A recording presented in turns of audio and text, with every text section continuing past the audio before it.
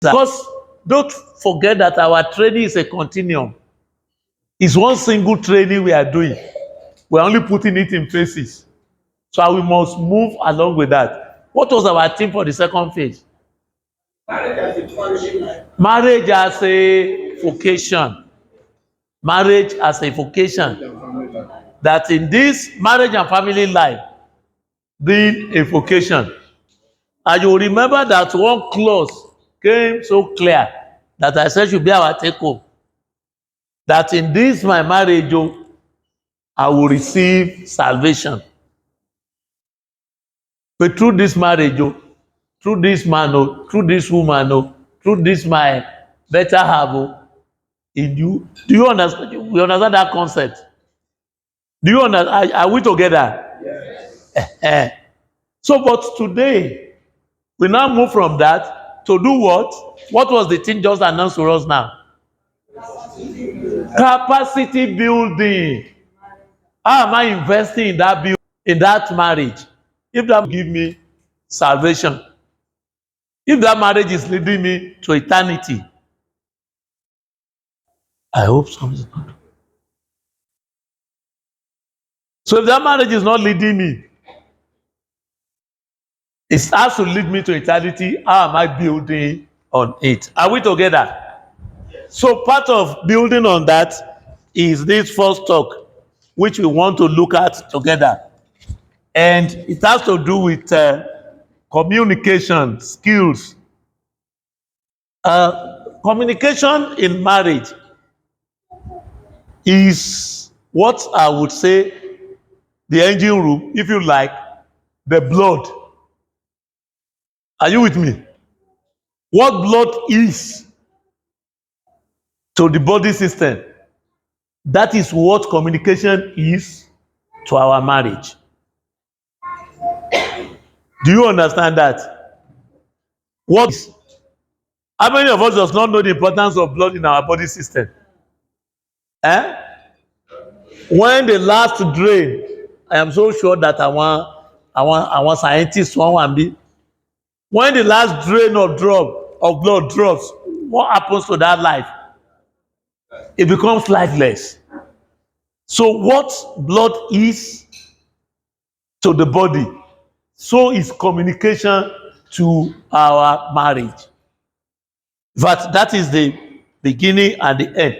And to really do this, let us look at the Bible passage that is going to guide us. Ephesians chapter 4:9. Can anybody who is, you can pick it in any of the languages. Well, the two popular languages around here will be English and Yoruba. But if you want to read it in Igbo, we have people that will interpret it. But just make sure you are reading directly from the Bible. Ephesians 4:29. Can somebody read? Let no evil thought come out of your mouth, and only what is useful for building up, as there is need, so that your words may give grace to those who hear it. Can you hear that? Let no evil thought comes from what? Because of what? Those who hear it. Those who hear it. Those who hear it will do what? No, there is, before those who hear it, build. There is build there. Okay, kindly pick it again. Let no evil talk come out of your mouth. Let no evil talk. Má fi ẹnu rẹ sọ̀rọ̀ òdì. Àákàn Yorùbá náà. Come from your mouth, yes. That's only what is useful. Only what is useful. Only what is useful. So in that your marriage, let no evil talk come from your mouth. But then go on. Useful for building up. Useful for what? For building up. So please just ask yourself before you say it, will this build up? Will this build relationship? Will it help? Like the question these Rotary people will ask you, is it the truth? Will it build, if it's the truth, will it build good relationship? If it's going to be good relationship, will it be of benefit to the common good? So, building up, kò tí parí. So that your words may give grace to those who hear it. So that your words may give grace. Your word may become blessing to those who hear it. That is the communication. That is the place of communication. Man, you want to pick it in Yoruba. Má ṣe jẹ́ kí ọ̀rọ̀ ìdìbàjẹ́ ẹ má ṣe jẹ́ kí ọ̀rọ̀ ìdìbàjẹ́ kan ti ẹnu yín jáde ṣùgbọ́n irú èyí tí ó dára fún ẹ̀kọ́ kí ó lè máa fi oore ọ̀fẹ́ fún àwọn tí ń gbọ́. So ọ̀rọ̀ tí ó bá ti máa mú ìdìbàjẹ́ wá tí ò ní fúnni lóore ọ̀fẹ́ àti ẹ̀kọ́ fún àwọn tó ń gbọ́ kí ní ká má ṣe. So when you want to talk to your wife, consider that. Will this make my wife happy? Will this be a source of grace to my husband? Are we guided? Yes. So, on that note, I present this little intervention, which I said effective communication skills are essential in marriage relationship as they foster understanding, resolve conflicts, and enhance emotional intimacy between spouses. Communication is the heartbeat. That's another way of saying it. It's the heartbeat of any romantic relationship. It creates a sense of safety, respect, and belonging, allowing spouses to share their hopes, dreams, and daily experiences.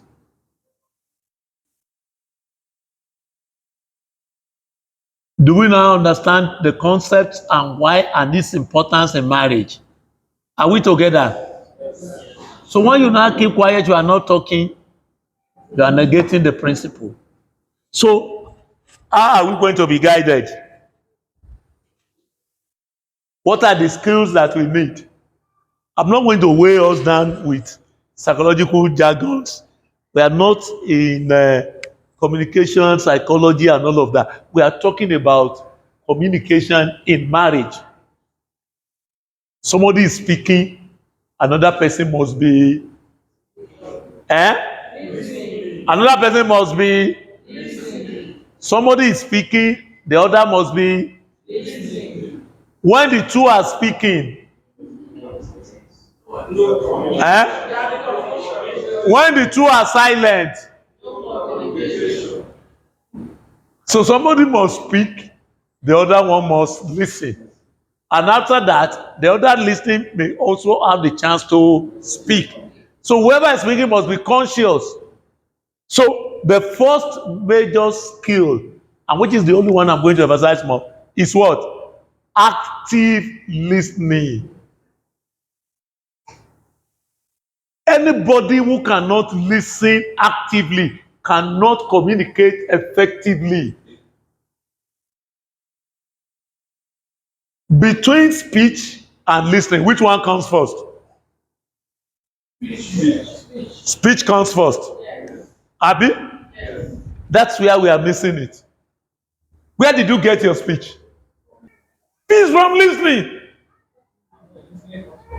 Listening comes first. When the child is growing, sọ̀rọ̀ ló máa kọ́kọ́ ń sọ. Ọ̀rọ̀ la kọ́kọ́ gbọ́. It is what you learn, it is what you hear that you voice. Are you with me? So in the paragraph, I'm not talking of area of resolving conflict or argument that, but in terms of this. So every good communicator, every husband, every wife must first of all learn what? Active listening. Actively, even before you select your spouses, did you start talking? What did you start first? You first of all observe. You first of all observe. An observation is an aspect of listening. So when your desire is always to talk, you will not be communicating. So active listening is one basic skill of communication in marriage. Listen to your. And when we talk about active listening, We are saying you really hear your partner without planning your reply. That's the definition of active listening that I brought. Hear your partner, hear your spouse without what? Without planning a reply. So what I hear you saying is, so that if you have not heard her, if you have not heard him, be sure what you have heard is what you are responding to. Because in most cases, especially those of us who are extroverted, we want to talk. And at the end of the day, the other person you are talking to will say, mi ò dẹ̀ mean ẹ̀bẹ̀ yẹn o. This is what I mean. Hey, but gbà tó wò báyìí, gbà tó ṣe báyìí. Do you understand what I'm saying? So, to help us in our marriage, we must learn to listen. To do what? Listen actively. And in helping you to listen, helping us to listen, please, one ingredient of active listening is to confirm you heard him or her right. That what you are hearing, you want to respond to, you are heard it clearly. And in active listening, don't use a blame statement. So you don't know you should put it there. So you don't know. I think you should have, or I think we could have.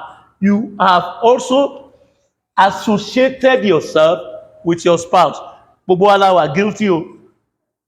Don't have the impression that there's, so sometimes you go there.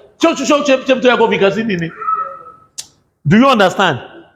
But I think when you personal, you are coming from your view, you are not using the blame. That is another skill of. Are you with me? Don't come from the language of blame, because the person you are talking to in this case is your spouse. And in your marital commitment, what did you say? For I take you, Abi. And the priest says, as from today, this no longer two, but what?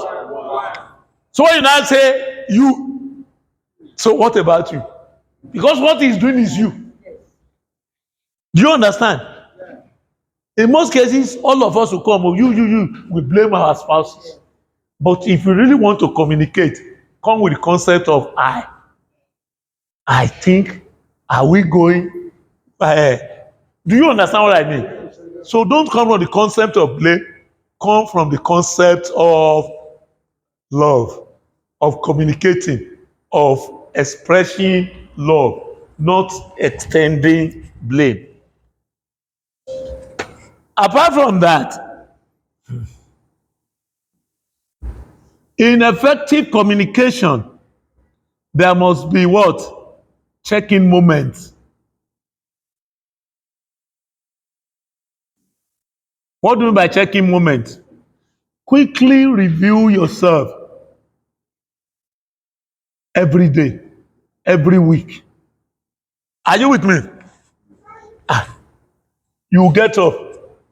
Yes, your wife goes to work, you go to work. How was work today? Okay, after work, we want to do this, want to do that. Or during this week, we have this program. Don't just rush over it. Do a quick check-in. Did we do it? Did we not? And the Catholic Church is so beautiful for this. If we don't forget the traditional prayer, after the first àdúrà alẹ́, what follows? Ó ní ẹ jẹ́ ká wádìí ọkàn wa, which you call in English examination of conscience. You know, ẹ ká àdúrà alẹ́ yẹn, Ọlọ́run mi, ó wà pé ìwọ wà níbi gbogbo àti nísì. Do you understand? It will get to a place and this is èyí, ẹ jẹ́ ká ṣe kíni? Ẹ jẹ́ ká wádìí ọkàn wa. Nínú ìwádìí ọkàn wa yẹn, We were told, review the day briefly. What are the things I'm supposed to do? What? So in the same thing, communication checking. To communicate very well, check and be sure that you and your spouse, you're on the same page. You're on the same page. That will help communication very well. Number 3, non-verbal cues. But we are very good at that. Yorùbá sọ pé ojú ni kíni? Ojú ni kíni? Ṣojú náà máa fi ń sọ̀rọ̀? Ṣé bẹ́ẹ̀nu ni? Kí la bá débi ojú lọ̀rọ̀ wà?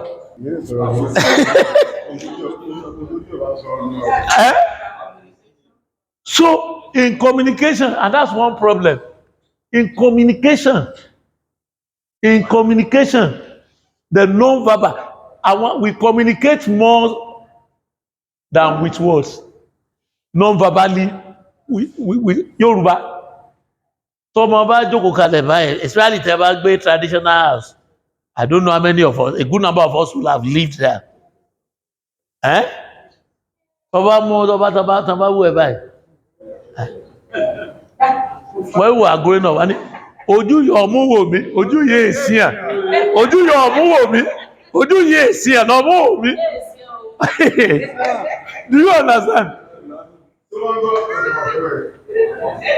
Ṣé ọmọ gbé tọ́ba ti dá mi, ojú yọ ọmú wò mí èsì à.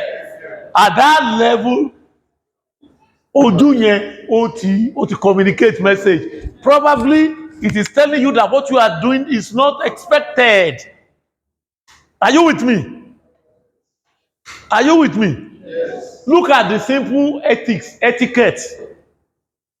Especially I'm sorry, I'm a Yoruba man, I grew up in Yoruba setting. I have no apology for that, but then listen, you will get what I'm saying. When they are training a child, a girl child, and it's not seated well, maybe it's exposing some part of his body. Wọ́n à ní dọ́dọ̀ ẹ̀ tí wọ́n fi sọ fún wọn. Ẹ̀kan náà tán bá wò báyìí, ẹ̀kan rí pé àwọn àti wọ́n kàn máa adjust. Lójú lásán báyìí tán bá fi ṣe báyìí, immediately wọ́n máa adjust.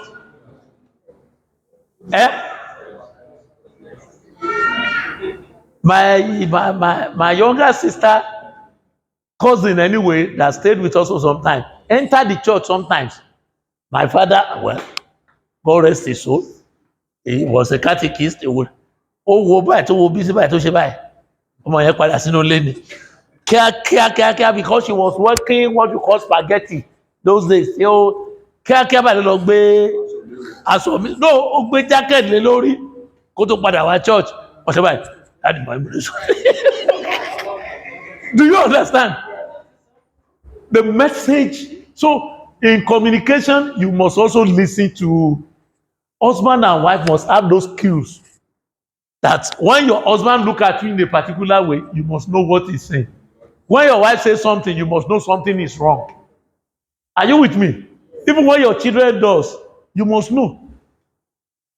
I once had an experience like that. The daughter was among the choir. The father was in the school as a teacher too. And they were singing. And the daughter was going through serious stress. The moment the father saw it, he just went and got her daughter out of the place. And she needed to go to the hospital immediately. But she could not say it because she was just under the pressure. But the father knew that, do you understand what I'm saying? So both the child, the mother, the father, we must understand body languages, which expresses communication in marriage. And when you do that communication, you will also be discovered that children who are not members of your family will not understand what you are talking. True or false? So the tone, the eye contact, the body expressions, all these are very, very important, which every spouse must study about each other. Well, for me, those are basic skills that I want to discuss.